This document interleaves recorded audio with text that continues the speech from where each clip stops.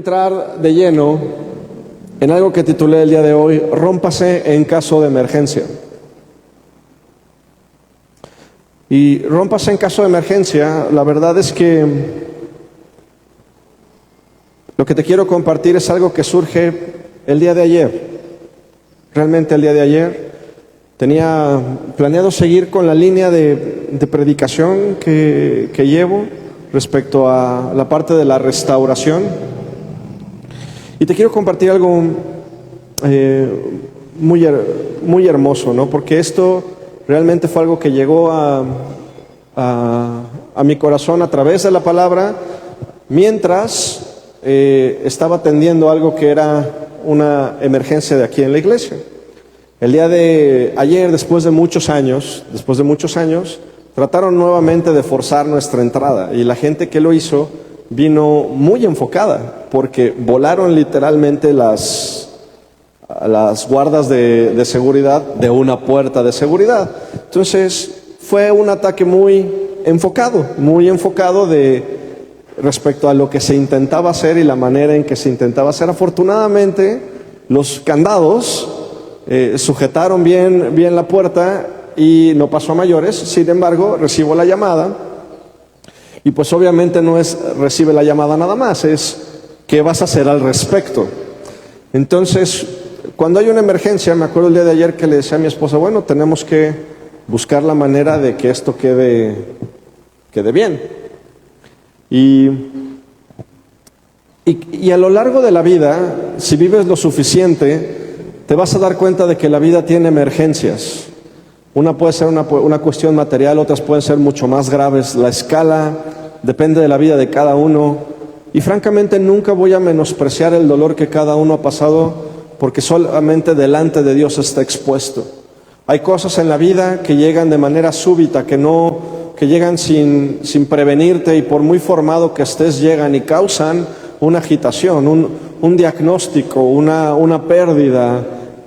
Hay muchas cosas que ocurren de este lado del sol en un mundo caído que nos ponen en un estado de emergencia. Y me preguntaba, bueno, Dios, ¿qué hacemos cuando hay una emergencia? Y me di cuenta de algo, recibí la llamada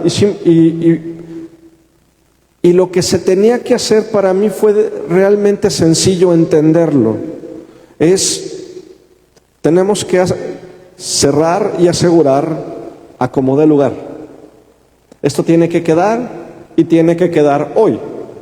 Era sábado a las 5:30 de la tarde. Afortunadamente, gracias iglesia por estar pendientes, tuvimos el contacto de una persona que me dijo, Oscar, en media hora estoy ahí. Nos dispusimos a hacer todo esto.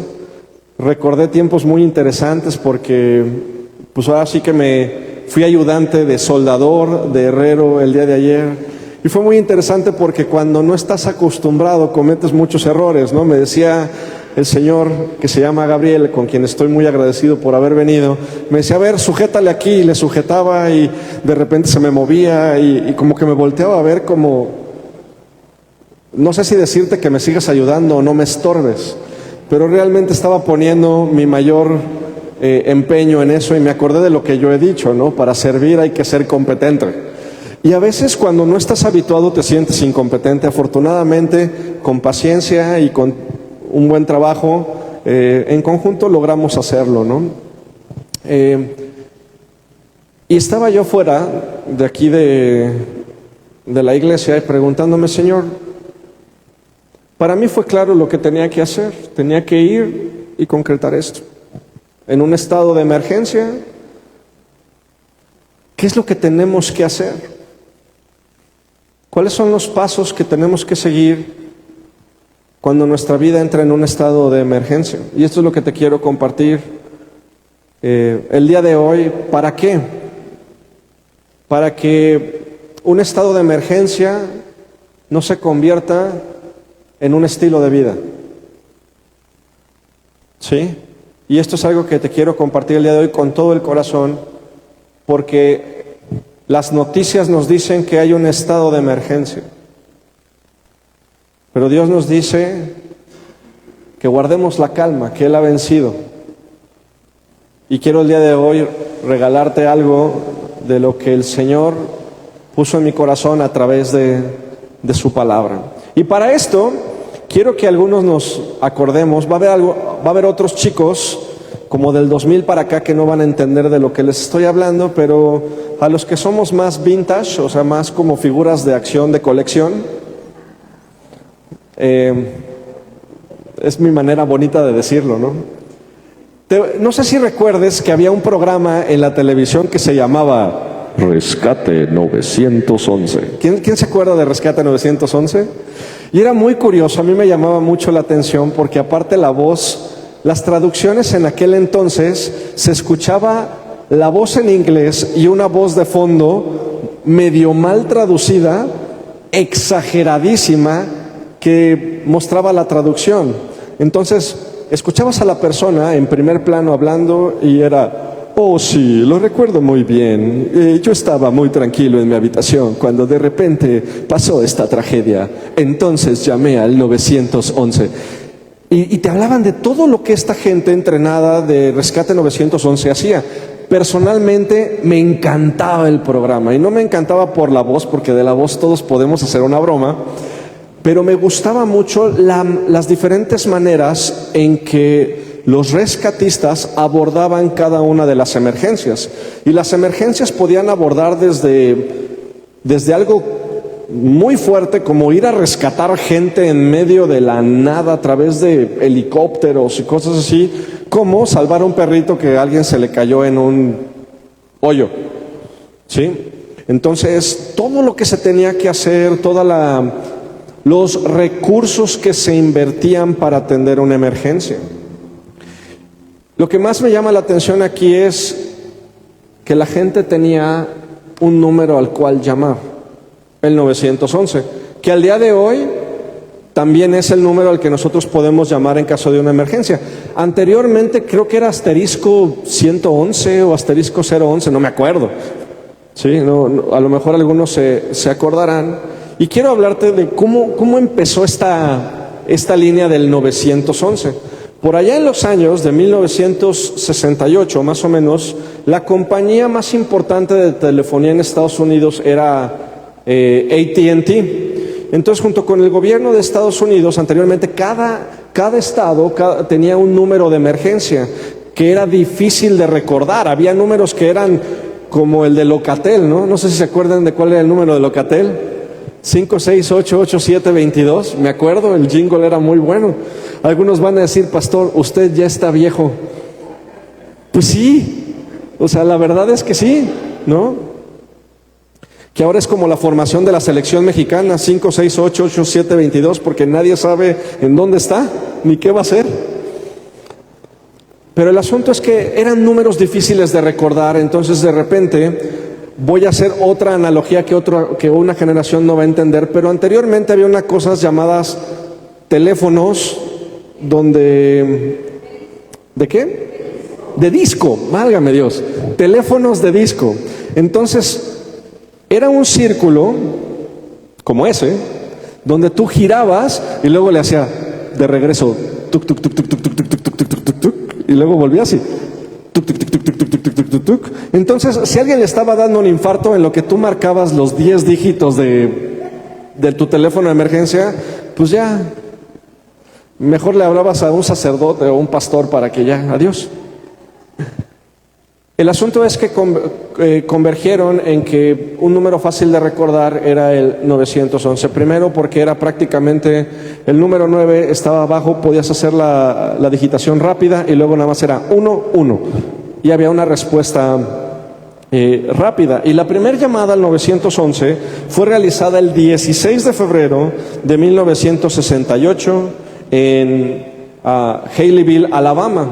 ¿Por qué te doy este dato? Nada más para que lo tengas, es como esos datos inútiles que a nadie le importa, pero yo quería conocer la historia del 911, de cómo hay un número que unifica una emergencia y la distingue de otras cosas. Hoy el sistema 911 representa una señal universal de emergencia. ¿Representa una qué? Una señal universal de emergencia. Y Cuando tú lo marcas, se activa de inmediato una respuesta que nos indica que hay tres cosas: claridad, prioridad y enfoque. ¿Por qué? Porque alguien se está jugando la vida. Entonces, cuando hay una emergencia, tiene que haber estas tres cosas: claridad, prioridad y enfoque. Si tú no entras en un modo donde tengas claridad, prioridad y enfoque, nos vamos a perder en la emergencia. Y esto nos lleva a tomar malas decisiones. Por eso es importante tratar de aprender cuál es el proceso que tenemos que seguir en medio de una emergencia. Y el día de hoy yo te quiero comentar lo siguiente. Y esta frase me llama la atención. Si todo en nuestra vida es urgente, nada es importante. Y cuando todo es urgente es porque vivimos en un estado de supervivencia. ¿De qué? De supervivencia. Estamos luchando nada más por vivir. Ese es un estado de emergencia. Es un estado que requiere de una atención porque la vida está en riesgo. Es un estado de guerra. El asunto es que al día de hoy nuestro cerebro, si tú le introduces la información equivocada, no distingue tiempos de guerra de una simulación de tiempo de guerra, porque el nivel de estrés que genera es exactamente el mismo. Y el asunto es que muchos el día de hoy, quiero que veas la situación en la que vivimos, por muy difícil que en este momento se vean las cosas. El día de hoy estás viniendo a un lugar a adorar a Dios, muchos vienen con su familia en perfecta libertad, están sentados en una silla, aún en una de las ciudades que se considera de las más peligrosas del mundo, y no nos estamos matando los unos a los otros. Sin embargo, aún en este estado de paz, tu mente puede estar en un estado de emergencia. ¿Por qué? Porque nuestra mente trae escenarios de lo que podría ser nuestra vida o de lo que no es todavía. ¿A alguien le ha pasado? Que de repente realmente estamos en paz. Quiero hacerte una pregunta. ¿Quién de aquí el día de hoy tiene un lugar al cual llegar saliendo de aquí? No hay manos que estén abajo. Empezamos por ahí. La gran mayoría de ustedes va a llegar y ¿quién tiene electricidad en su casa? Si no, a lo mejor es porque se te olvidó pagarla. Nada más. No porque no tengas acceso, se te olvidó pagarla. ¿Quién de aquí puede abrir el refrigerador y por lo menos encontrar algo? ¿Quién de aquí está preocupado por la situación actual? Fíjate nada más. Estamos preocupados por algo sobre lo cual no tenemos ni siquiera control, pero sobre lo cual tenemos una opinión, y eso lleva nuestra vida a un estado de emergencia, porque empiezas a imaginar panoramas. Hay gente de verdad que a mí me llama mucho la atención porque vive en este estado de emergencia constante y se está privando de bendiciones que a lo mejor Dios tiene para él por pensar de esta manera. Y meditaba el día de ayer a las puertas de aquí de la iglesia: Señor, ¿cuál es tu 911? ¿Cuál es tu 911? Y fue tan hermosa la respuesta, porque fue de la restauración de mi tabernáculo. Ah, caray. Y como todo buen cristiano, puse en Google la restauración del tabernáculo de David. Te voy a pedir un favor. ¿Quién de aquí tiene celular? Te voy a pedir que pongas en Google lo siguiente: aquel día yo levantaré el tabernáculo caído de David. Quiero que lo busques, por favor, hazme ese favor. Y me digas capítulo y versículo que corresponden. En aquel día yo levantaré el tabernáculo caído de David. ¿Es Amós? Es Amós, capítulo 9, versículo 11. ¿Qué número forman el capítulo 9 y el versículo 11?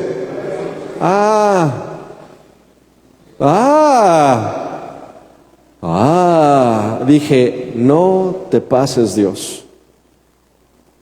Mi llamada de emergencia es restaurar el tabernáculo de adoración en cada uno de ustedes.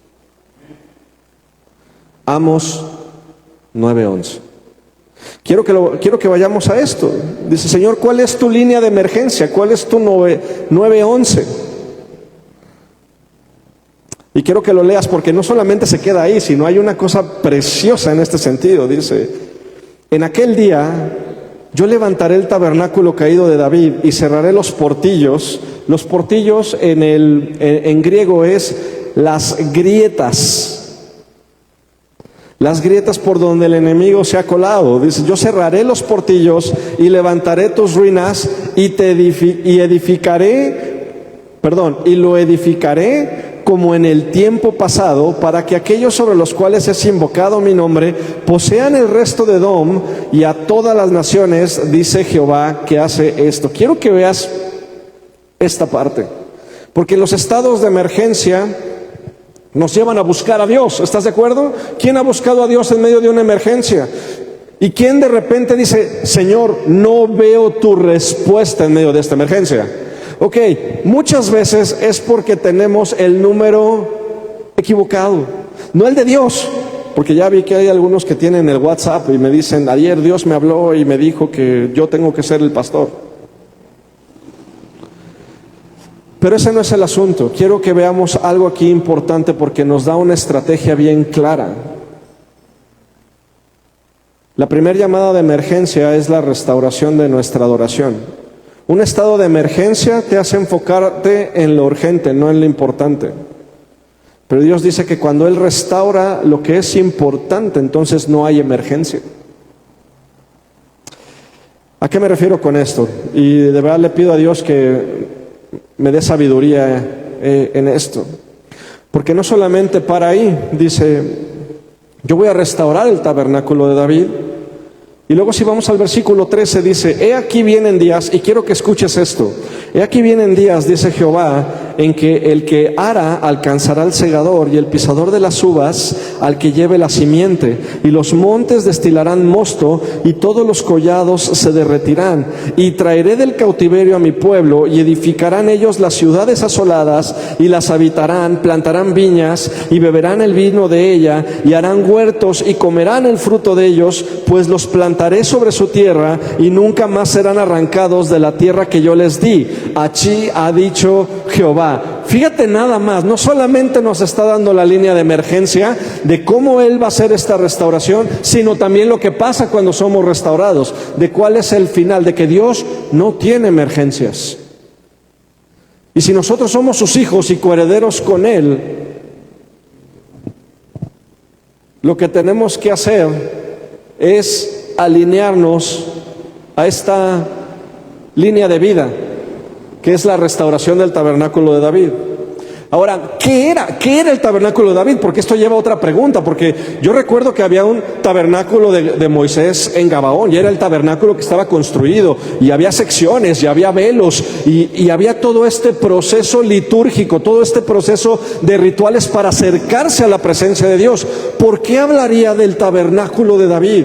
¿Por qué hablaría de que voy a levantarlo nuevamente? ¿Cuál era la gran diferencia del tabernáculo de David con los tabernáculos anteriores? Y aquí hay algo, David era un hombre de guerra, ¿sí lo puedes ver? David era un hombre de guerra, un hombre que estuvo enfrentando diversos obstáculos a lo largo de su vida, y la mano de Dios estuvo sobre él. La vida de David no fue fácil, no fue invitado ni siquiera a su propia coronación. A su padre le dijeron, hay otro hijo, y pues el que está por allá cuidando las ovejas, al que nadie quiere, al que nadie pela, al chaparrito guapo que está allá atrás. No fue invitado a su coronación. Su entrada a la vista de todos, fue juzgada por sus hermanos en tiempos de guerra.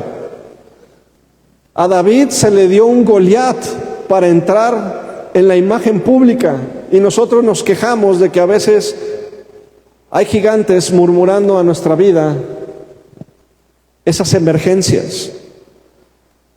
A veces lo que necesitamos es un Goliat para que salga el David que necesita enfrentarse y se ponga en el mapa.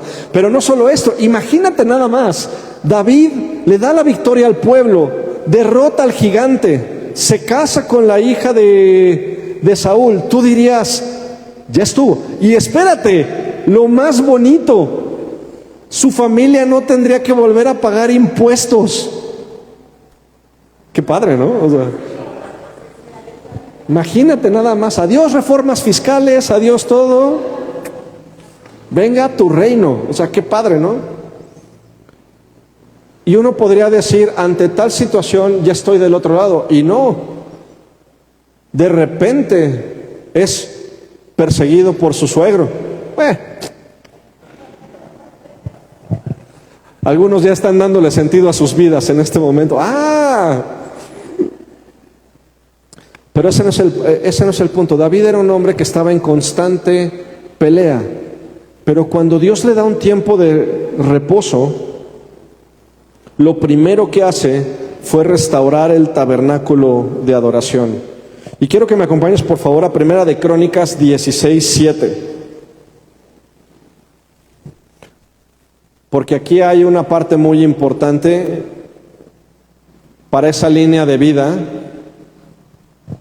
que Dios quiere restaurar en nosotros, de manera que las emergencias no se conviertan en un estilo de vida, sino la paz de Dios que sobrepasa todo entendimiento y la claridad que tenemos que tener para avanzar en su propósito. Acompáñame por favor a Primera de Crónicas 16:7.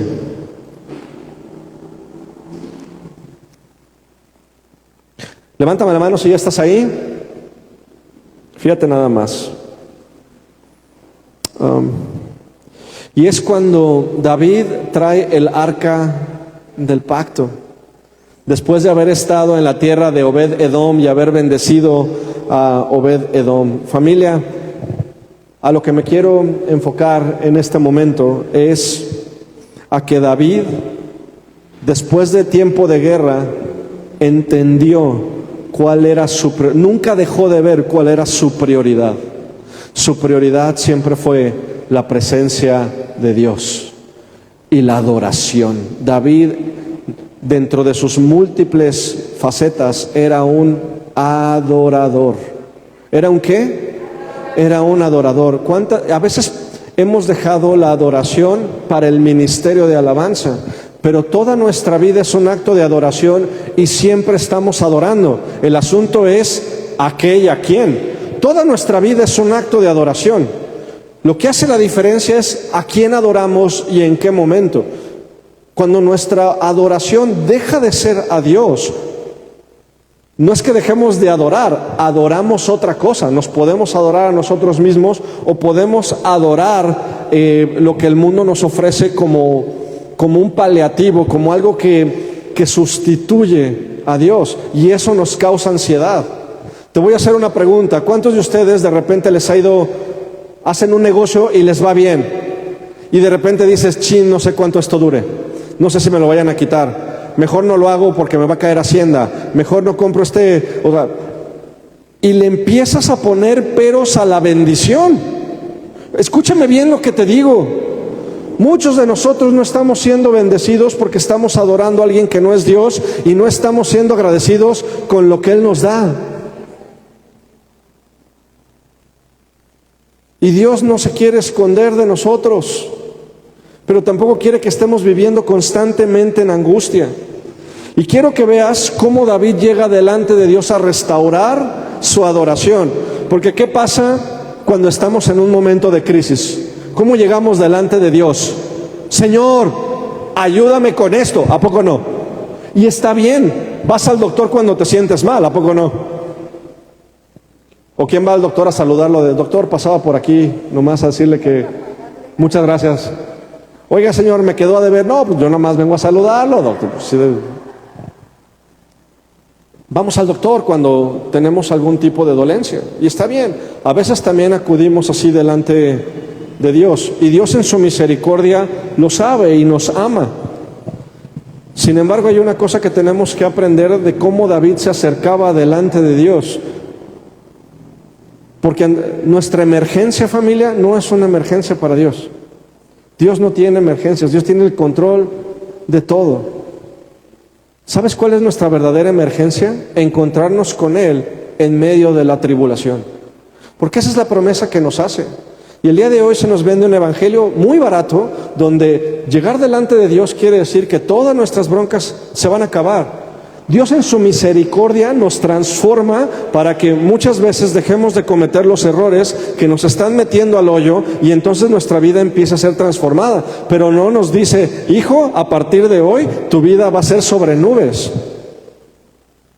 Pero sí nos hace una promesa: yo voy a estar contigo todos los días hasta el fin del mundo. ¿Para qué? Para que tú me sepas también encontrar en medio de la dificultad y me veas en medio de todo lo que yo voy a hacer. Si tú lees la Biblia, la gran mayoría del tiempo el pueblo de Dios estaba en medio de situaciones críticas, de familias imperfectas y totalmente disfuncionales. O sea, el gran rey David, sí, su hijo se rebeló en contra de él, su suegro lo quería matar, tuvo un hijo con la esposa de uno de sus generales que era su amigo y mandó matar a su amigo. Eso no tiene nada de funcional. La Biblia está hecha de gente imperfecta que afortunadamente, por gracia de Dios, encontró el camino de regreso a través de la restauración de un tabernáculo en su vida. Y ese tabernáculo es la adoración.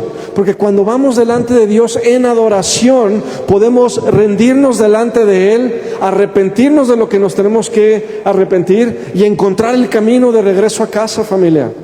Dios no es Amazon celestial, te lo voy a repetir. No hay tarjetas de regalo espirituales. A veces pensamos que, hey, tú ora por mí para que Dios me restaure. Tú puedes ir delante de Dios en adoración, exponer lo que tienes delante de Él, y Dios no tiene la línea ocupada, y menos para sus hijos. Cuando entremos en estado de emergencia, quiero que veas cuáles son las palabras que David declara. Y quiero que veas cuántas de ellas son peticiones. Quiero que pongas atención para que me digas tú cuántas de ellas fueron peticiones y cuántas de ellas fueron exaltar el nombre de Dios y lo que Él hace. Para que podamos entender cómo nos estamos aproximando nosotros. Y este no es regaño, familia, es estrategia. Es estrategia. Y te lo voy a después a decir cómo pasa también con nuestros hijos. Porque es muy diferente cuando un hijo llega y ven tantito. Quiero que veas esto. ¿Quién de aquí tiene hijos? Me vas a entender. No es lo mismo, oye papá, dame esto, papi, mami, qué hermosa te ves hoy. ¿Cómo me gusta estar contigo? ¿Me llevas al cine? Es muy diferente. Y tú dices, eso es un chantaje. A veces sí. A veces sí. Pero ¿por qué llega tu hijo a pedirte algo? ¿Por qué llega tu hijo a pedirte algo? Porque tiene la confianza de que tú puedes hacerlo. Pero hay maneras de pedir. Ahora vamos a este punto porque no quiero ciclarme y luego no saber en dónde voy a terminar. Enfócate en las prioridades. Quiero que escuches esto. Primera de Crónicas 16:7. Y veme poniendo atención y quiero que subrayes dónde está habiendo una petición y nada más, dónde hay peticiones. Para que veamos el balance. Dice: entonces en aquel día David comenzó a clamar a Jehová por la mano de Asaf y de sus hermanos. Versículo 8. Alabad a Jehová. Y empieza a escribir, empieza a hablar, a dar un salmo. Alabad a Jehová. Invoquen su nombre. Den a conocer en los pueblos sus obras, canten a Él, canten salmos, hablen de todas sus maravillas, gloríense en su santo nombre, alégrese el corazón de los que buscan a Jehová. Busquen a Jehová y su poder, busquen su rostro continuamente, hagan memoria de las maravillas que ha hecho, de sus prodigios y de los juicios de su boca. Oh ustedes, hijos de Israel su siervo, hijos de Jacob sus escogidos, Jehová, Él es nuestro Dios, sus juicios están en toda la tierra. Él hace memoria de su pacto perpetuamente y de la palabra que Él mandó para 1000 generaciones, del pacto que concertó con Abraham y de su juramento a Isaac, el cual confirmó a Jacob por estatuto y a Israel por pacto sempiterno, diciendo: a ti daré la tierra de Canaán, porción de tu heredad. Cuando ellos eran pocos en número, pocos y forasteros en ella, y andaban de nación en nación y de un reino a otro pueblo, no permitió que nadie les oprimiese. Antes, por amor de ellos, castigó a los reyes. No toquen, dijo, a mis ungidos, ni hagan mal a mis profetas. Canten a Jehová toda la tierra, proclamen de día en día su salvación, canten entre las gentes su gloria y en todos los pueblos sus maravillas, porque grande es Jehová y digno de suprema alabanza y de ser temido por todos los dioses, porque todos los dioses de los pueblos son ídolos. Y continúa: mas Jehová hizo los cielos, alabanza y magnificencia delante de Él, poder y alegría en su morada. Tributen a Jehová, oh familias de los pueblos, den a Jehová gloria y poder, den a Jehová la honra debida a su nombre, traigan ofrenda y vengan delante de Él. Póstrense delante de Jehová en la hermosura de su santidad. Teman en su presencia toda la tierra. El mundo será aún establecido para que no se conmueva. Alégrense los cielos, gócese la tierra y digan en las naciones: Jehová reina. Resuene el mar y su plenitud. Alégrense el campo y todo lo que contiene. Entonces cantarán los árboles de los bosques delante de Jehová, porque viene a juzgar la tierra. Aclamen a Jehová, porque Él es bueno y porque su misericordia es eterna. Versículo 35. Y digan: sálvanos, oh Dios, salvación nuestra, recógenos y líbranos de las naciones, para que confesemos tu santo nombre y nos gloriemos en tus alabanzas. Bendito sea Jehová, el Dios de Israel, de eternidad en eternidad. Y dijo todo el pueblo: amén, y alabó a Jehová. Familia, ¿cuántas de estas fueron peticiones?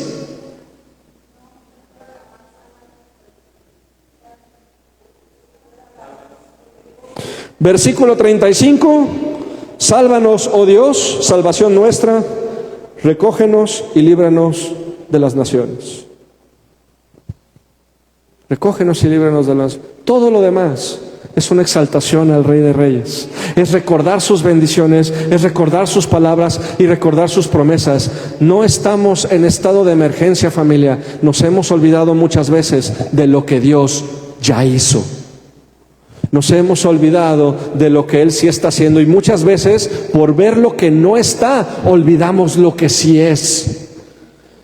Y los seres humanos constantemente tratamos de vivir a partir de un estado de escasez con lo que no hay.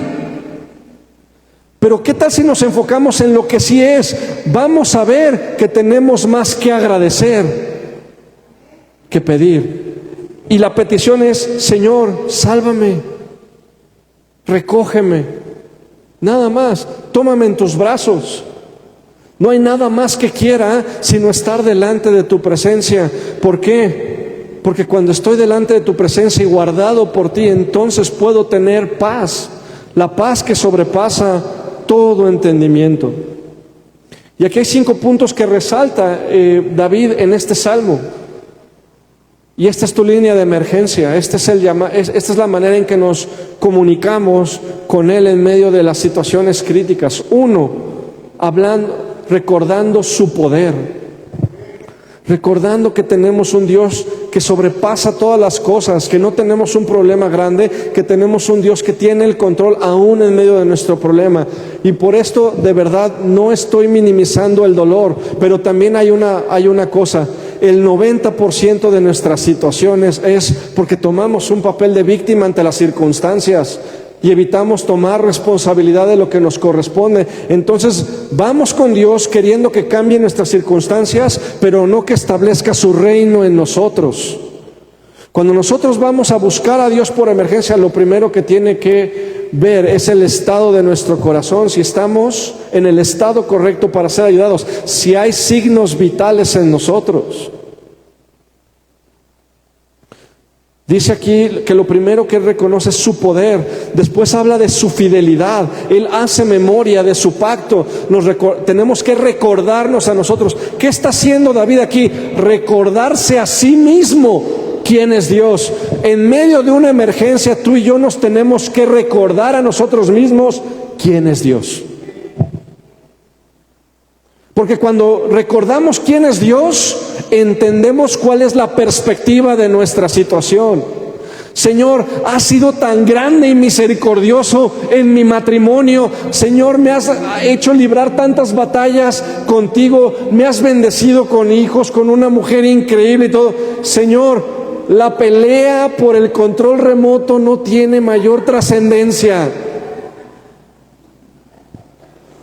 Y a veces nos olvidamos de lo importante, de lo que Dios se ha hecho. Señor, nos has hecho caminar algunos 30, 40 o 50 años delante de ti.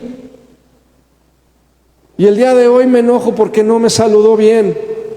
No me friegues. Acuérdate de toda la misericordia que ha tenido Dios en todo su camino. Y no renuncies. No renuncies. Cuando nosotros ponemos en perspectiva la gloria de Dios, nuestra emergencia toma su perspectiva correcta.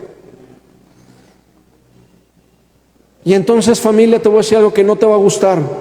Ya no importa ni siquiera lo que tú crees, importa lo que Dios dice respecto a tu situación. Señor, tú aquí me dices que no has olvidado tu fidelidad. Tú haces memoria perpetuamente de tu pacto. Y David también lo dice: Señor, aunque un ejército acampe contra mí, no temerá mi corazón. Y aunque contra mí se levante guerra, yo estaré confiado. ¿Por qué? No es que no haya habido peligro, pero David sabía quién era su Dios. Y en medio de la guerra decía: en paz me acostaré y así mismo dormiré, porque solamente tú, Jehová, me haces vivir confiado. Familia, nuestra confianza no está en las circunstancias, está en Dios, que tiene el control de todo. Cuando yo reconozco los atributos de Dios, tengo perspectiva. Y entonces, ¿qué pasa? Me puedo enfocar en lo importante, me puedo enfocar en lo eterno, y mi aparente urgencia pierde fuerza delante de aquel que puede hacerlo todo. Y Pablo nos lo dice en otras palabras, porque va a haber momentos en los que la vida no sale como queremos. No sé si escucharon de las inundaciones en Texas.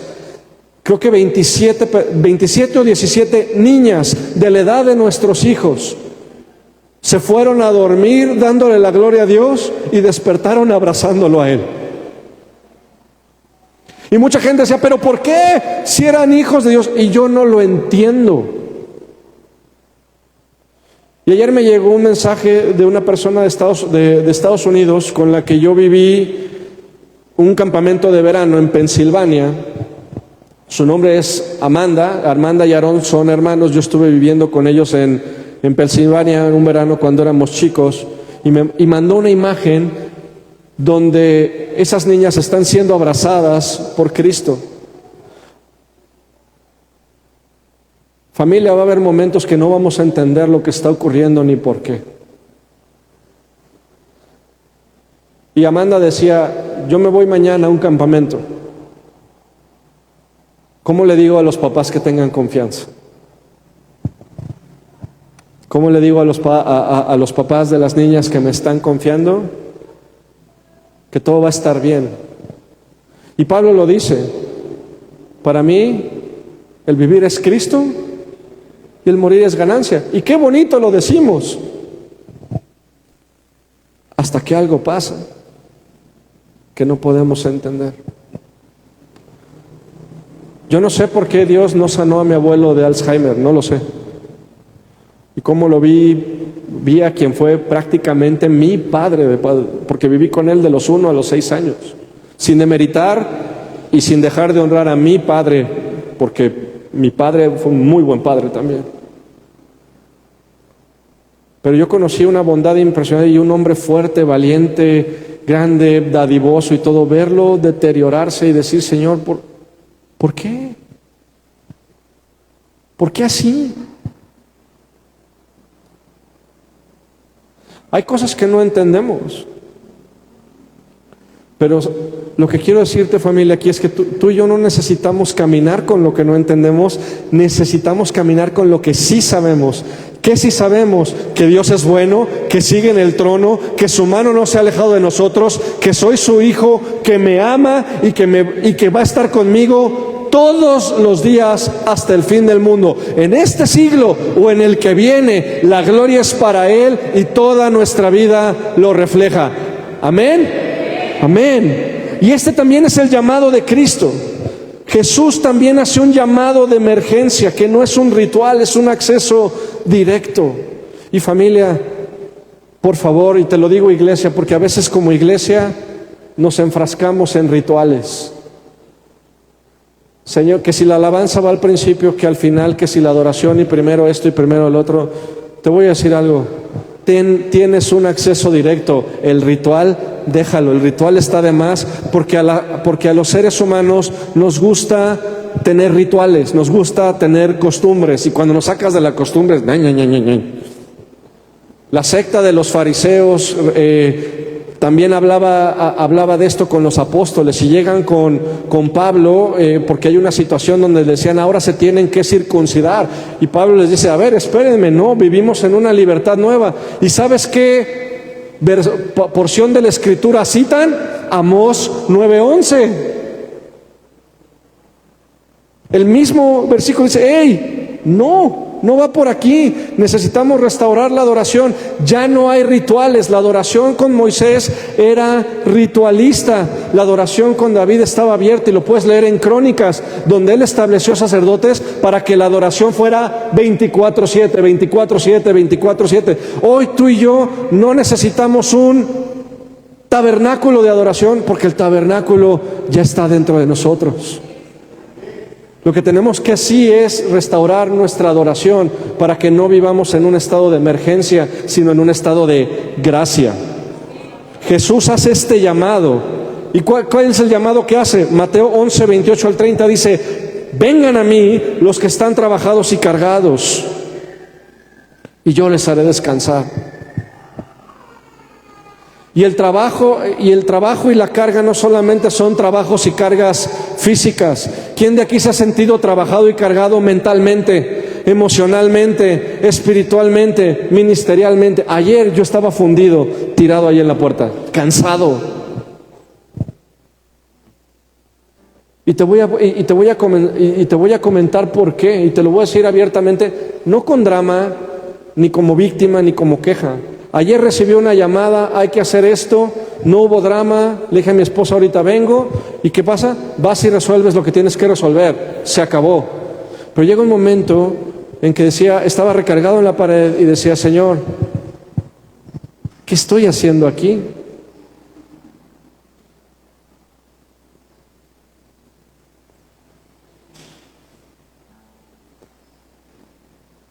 ¿Qué estoy haciendo aquí? Porque a veces el camino del servicio es un camino muy solitario, es un camino donde todo el mundo tiene una opinión, pero poca gente está contigo para levantar tus brazos. Donde no importa cuánto des, siempre va a haber algo que a alguien le hace falta. Y caminas, porque no fuimos llamados por seres humanos, fuimos llamados por alguien que nos dijo, sígueme. Por eso a mí me llama mucho la atención cuando alguien quiere servir y necesita un constante reconocimiento. Nuestro reconocimiento viene de aquel que nos llamó, y las únicas palabras que dice es, sígueme. No nos promete nada más que Él va a estar con nosotros. No hay promesas, no hay tarjetas de crédito redimidas por obra y gracia del Señor. No me promete que va a salvar a mi familia, a sanar a mi familia en momentos de angustia. No me promete que voy a tener el carro y la casa de mis sueños, pero me promete algo más grande. Me promete su presencia. Y como lo estábamos cantando el día de hoy, si lo tengo a Él, lo tengo todo. Pero esto se tiene que convertir en una realidad en medio de la emergencia y en medio de la tormenta. Señor, puede haber muchas cosas sobre las cuales no tengo control. Puedo tener muchas teorías, pero tengo una certeza: tú eres mi Dios, tú eres mi Rey, y yo soy tu Hijo amado en quien tienes complacencia. Y eso es de lo que me tengo que acordar a partir de hoy en medio de mi emergencia. Señor, ayúdame a ver qué hay en mi corazón, y si hayas algo impuro, llévame delante de ti para arrepentirme y retomar tu camino. Ya no quiero resistirme. Familia, muchos de nosotros no estamos recibiendo esa línea de ayuda porque nos hemos negado a tomar la cuerda que Dios nos está dando, que nos dice: alíneate a mi voluntad. Y en su voluntad hay pastos verdes. Juan 10:9 dice: yo soy la puerta. El que por mí entra será salvo, y entrará y saldrá y hallará pastos. Porque en la restauración de la adoración hay descanso, hay dirección y hay provisión. Porque hay un llamado claro.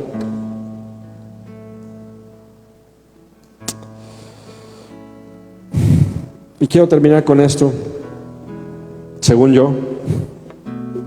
Me encanta porque es la primer mentira que decimos los pastores. Ya casi termino. Y es cuando sabes que faltan otros 45 minutos.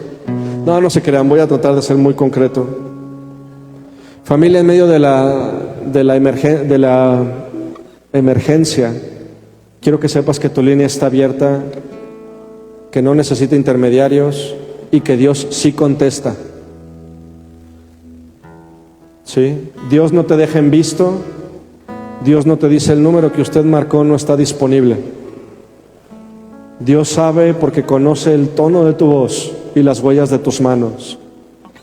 Porque Él te esculpió desde el vientre de tu madre. Él sabe que no eres un error, aunque todo el mundo te lo diga. Te lo dice alguien que nació cuando sus padres eran adolescentes.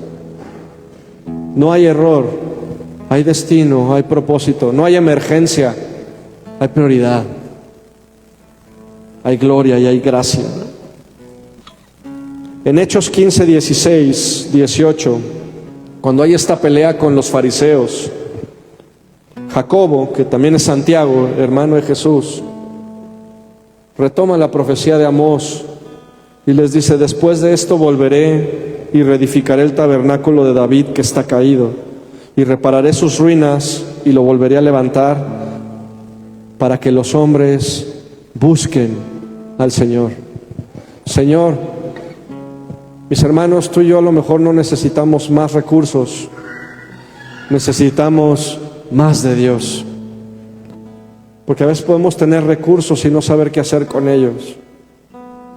Porque a veces podemos tener salud y no apreciarla. Pero tenemos que empezar a alinearnos a Él. Y alinearnos de esta manera voluntaria, entendiendo que Dios no nos reedifica para volver al pasado, sino para que le podamos buscar. Y esta promesa de restauración, familia, y por favor vuélveme a acompañar a Amós 9, por favor.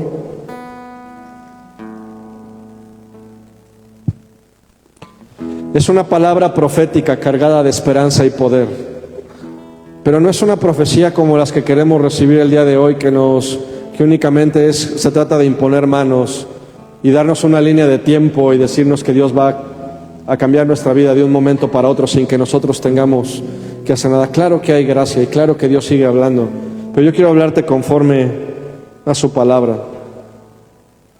Hay esperanza y poder en su palabra, porque Dios no solamente promete sacarnos del cautiverio. Tú define cuál es tu jaula. ¿Cuál es la jaula de la que no quieres salir o de la cual no quieres ser libre? Porque para salir de la jaula lo único que tenemos que hacer es empujar la puerta. Te digo por qué. Porque ya hay alguien que pagó en la cruz tu libertad. ¿Por qué seguimos enjaulados? Muchas veces es por aquello a lo que no hemos decidido renunciar.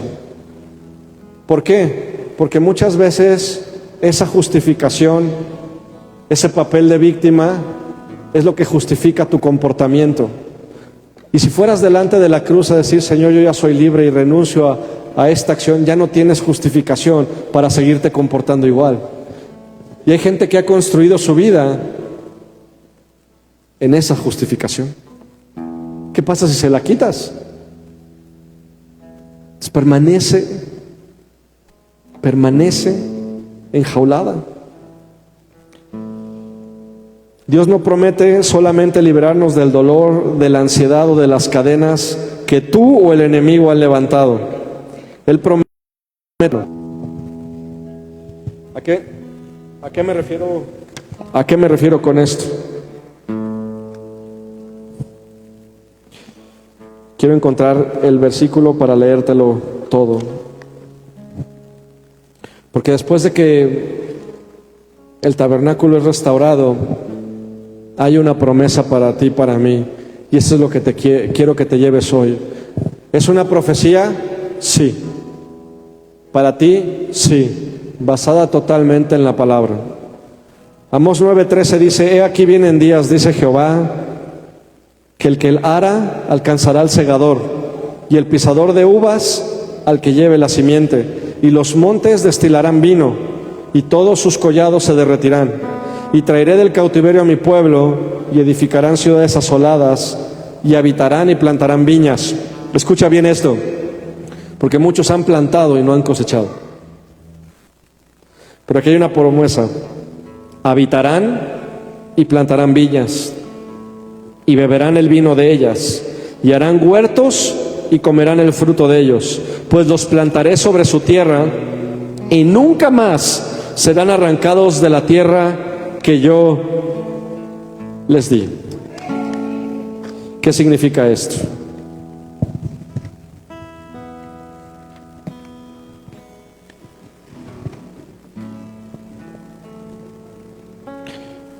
Quiero que observes el lenguaje. Dice: el que ara alcanzará al segador. Vienen tiempos sobrenaturales sobre nuestra vida, familia. Vienen tiempos donde vas a estar cosechando, y mientras siembras vas a seguir cosechando. Es la yuxtaposición de los tiempos. No son tiempos cronológicos, son tiempos espirituales que de otra manera se llaman el tiempo de Kairos de Dios, el tiempo donde la voluntad de Dios se establece, el tiempo sobrenatural. Pero esto ocurre cuando nosotros hemos sido restaurados en ese tabernáculo de adoración. No va a haber espera. Vienen tiempos, y escucha bien esto, y lo puedes anotar si quieres, y ponle fecha hoy, porque esta es la palabra de Dios. Aquí está, y la puedes consultar en Amós 9:13, porque la palabra de Dios es la profecía más certera que tenemos. Vienen tiempos donde la gracia va a sobrepasar la lógica, donde el que sembró va a cosechar antes de lo esperado, donde las lágrimas que dejaste caer en un surco van a venir como un mosto que se derrama sobre tu copa y sobreabunda para la gloria de Dios. Vas a ser renovado.